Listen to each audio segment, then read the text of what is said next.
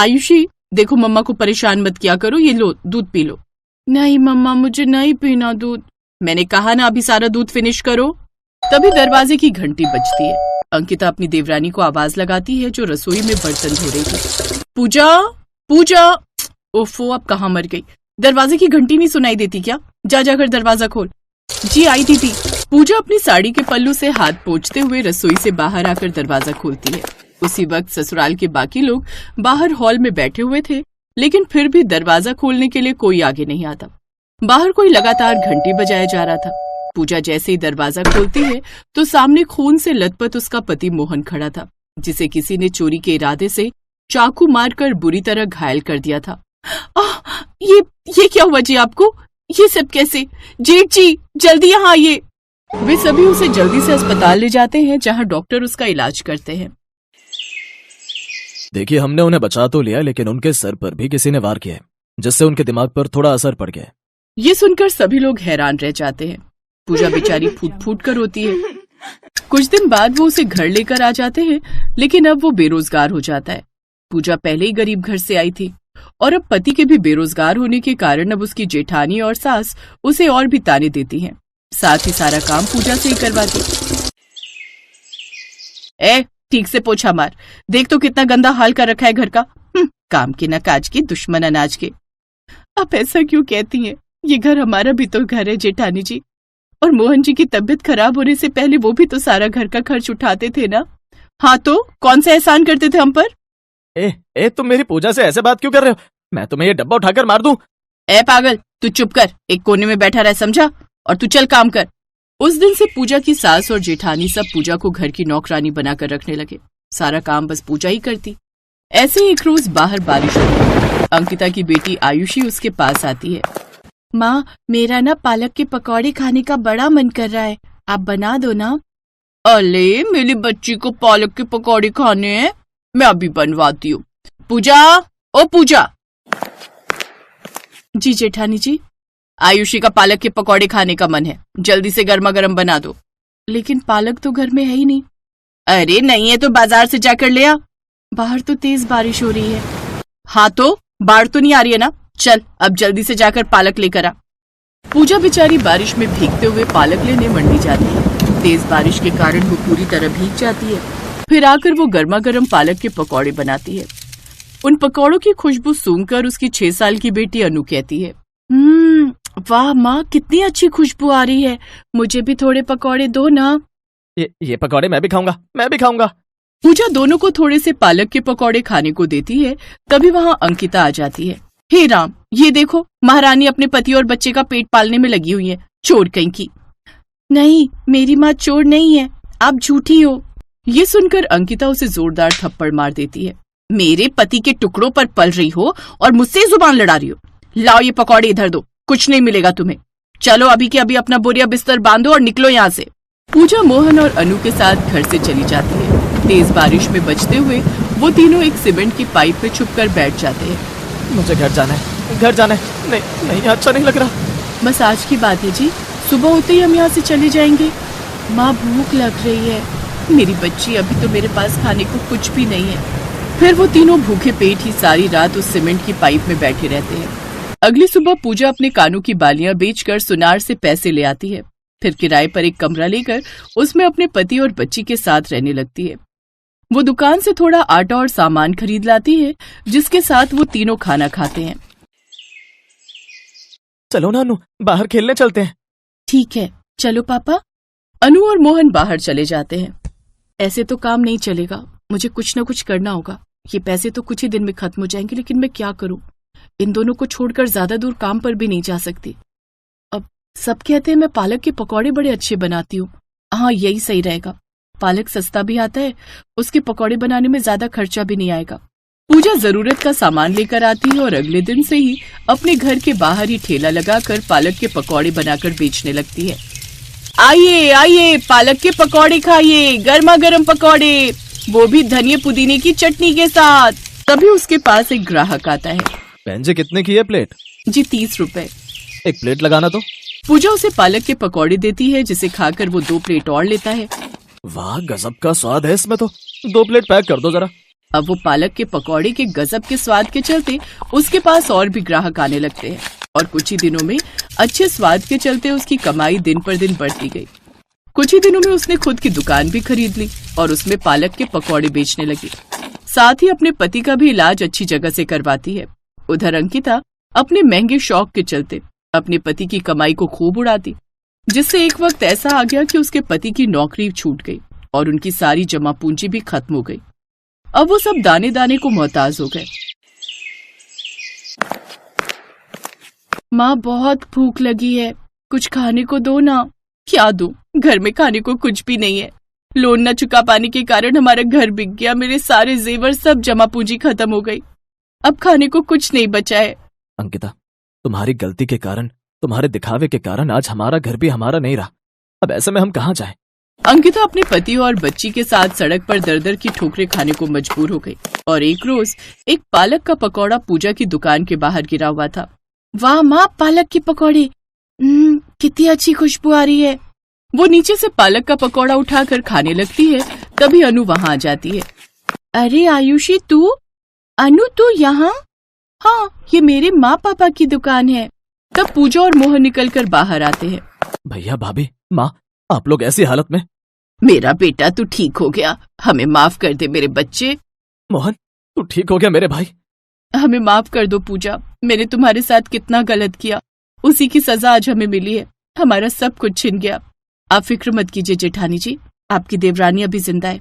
आइए पहले आप सब गर्मा गर्म पकौड़े खा लीजिए, बाकी बातें बाद में करेंगे। अब वो सब मिलकर साथ में पालक के पकौड़े खाते हैं। पूजा ने अब तक खुद का घर खरीद लिया था। वो उन सबको माफ कर देती है और अपने साथ अपने घर ले जाती है। अब वो सब खुशी खुशी एक साथ रहते हैं।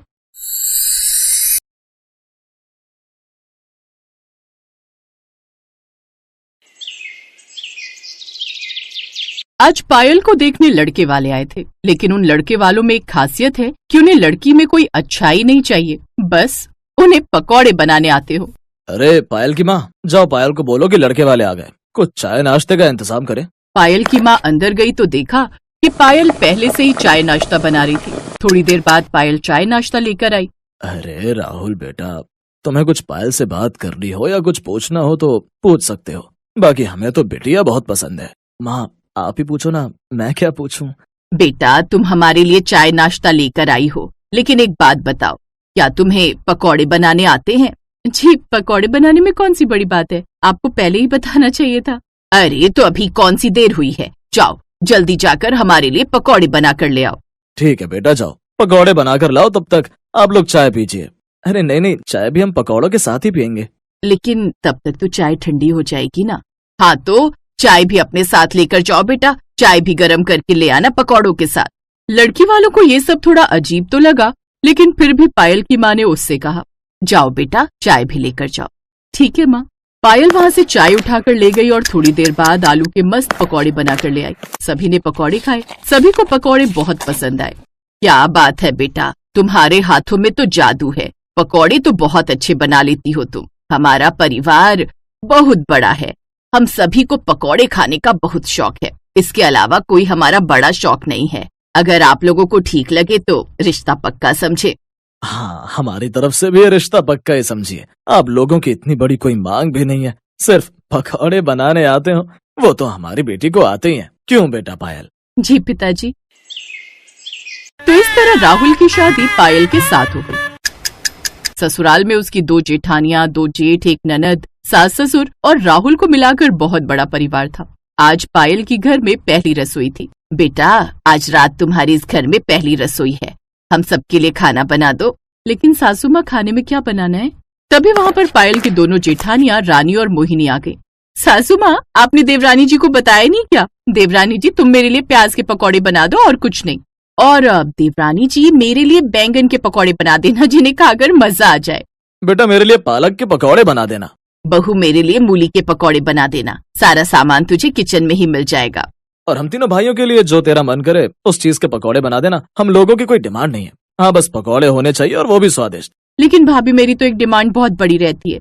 आपको अपनी छोटी सी प्यारी सी ननद की डिमांड माननी ही पड़ेगी। मेरे लिए आप पनीर के पकौड़े बना देना। लगता है इन लोगों ने कभी जिंदगी में पकौड़े ही नहीं खाए। क्या सोच रही है बहू, तुझे कोई दिक्कत है क्या?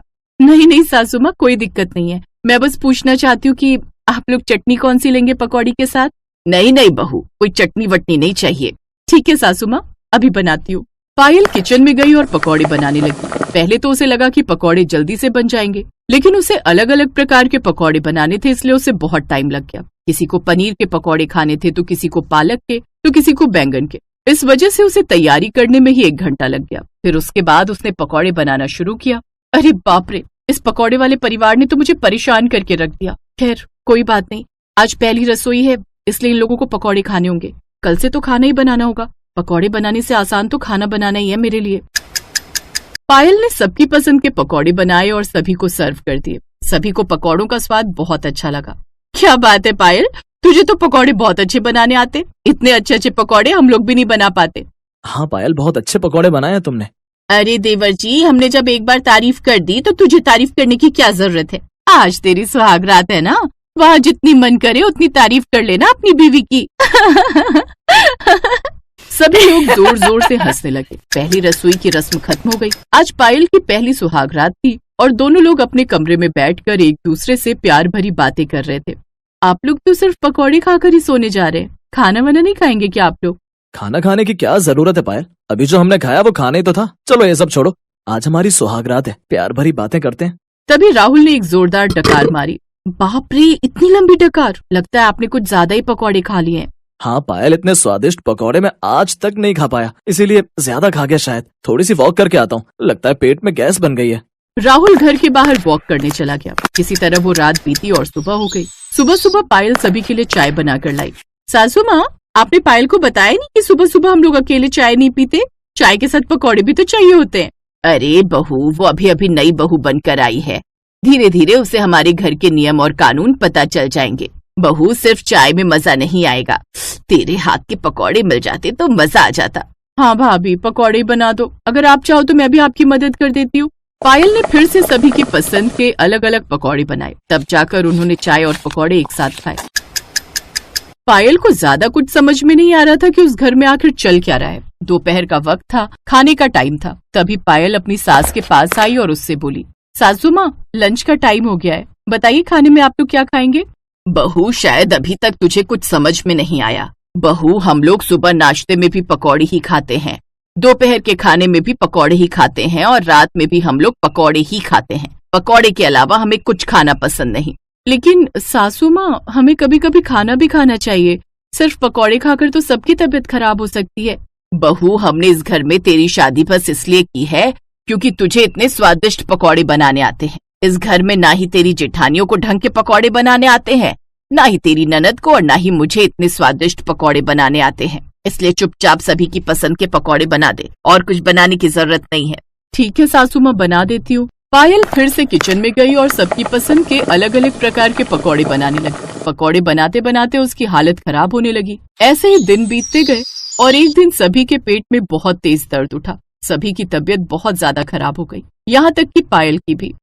राहुल, जल्दी से पापा को फोन कीजिए, वही हमें अस्पताल ले जाएंगे, क्योंकि हम सबकी हालत बहुत खराब है। कौन किसको अस्पताल ले जाएगा भला? हाँ हाँ, तुम बिल्कुल सही कह रही हो, अभी करता हूँ ससुर जी को कॉल। राहुल ने पायल के पिताजी को तुरंत कॉल किया। उसके पिताजी तुरंत आए और सभी को अस्पताल ले गए। डॉक्टर ने सभी का चेकअप किया और उनकी कुछ जांच भी की। रिपोर्ट देखने के बाद डॉक्टर हैरान हो गया। आप सभी के पेट में सड़न पैदा हो गई है, बहुत ही बड़ा इन्फेक्शन हुआ है सभी के पेट में। इतना ज्यादा ऑयली आप लोग खाते हैं, बस सब इसी का परिणाम है। क्या खाते हैं आप लोग खाने में?